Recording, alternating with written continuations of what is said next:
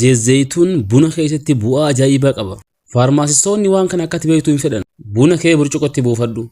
Ergasii zayituun qiyaasa fal'aana tokko bunatti buusa. Walakkaa loomii itti cuunfita. Damma yoo itti dabaltees filannoo keeti. Faayidaan isaas cooma turuu keessaa ni dhabamsiisa. Gogiinsa garaa ni fayyisa. Qufaa yookaan utaaloo gogaa ni yaala. Dhukkubbii qomaa ni dhiinsa. Asmi yaaluufis ni tajaajila. Ajab! Dooktorri Jaappaan tokko dhiyeenya kana uummanni baaqul nyaachuu malee fayyaa qaamaatiif faayidaa akka inni qabu akka hin beekne ibsa. Anuu gonkuma kana yaadeen beeku. Marrimaan ni qulqulleessa. Infekshinii yookaan dhiita'uu garaa ni hir'isa. Cooma garaa anniisaatti jijjiira. Dallansuun ittisa. Hirriba ni fooyyessa. Humna ni kenna. Dhiita'uu maashaalee qaamaa ni hambisa.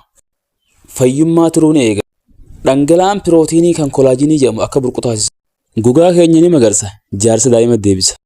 Karaa salphaa ta'een akkataatti fayyadamnu. Baaqul dheedhii ciccire. Bishaan burcuqqoo takka biliinderiitti itti naqe. Yoo feete leeyimuuna yookaan zanjabiila itti dabali. Waliin makee dhugi.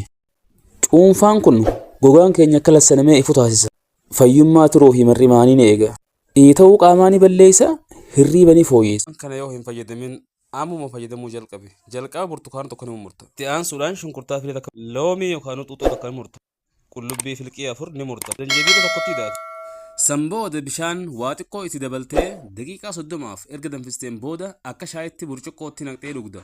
Faayidaan isaas rakkoo sirna hargansuu ni fura. Dhukkuboota qilleensaa kamuu ni fayyisa. Ujummoo qilleensaa ni qulqulleessa.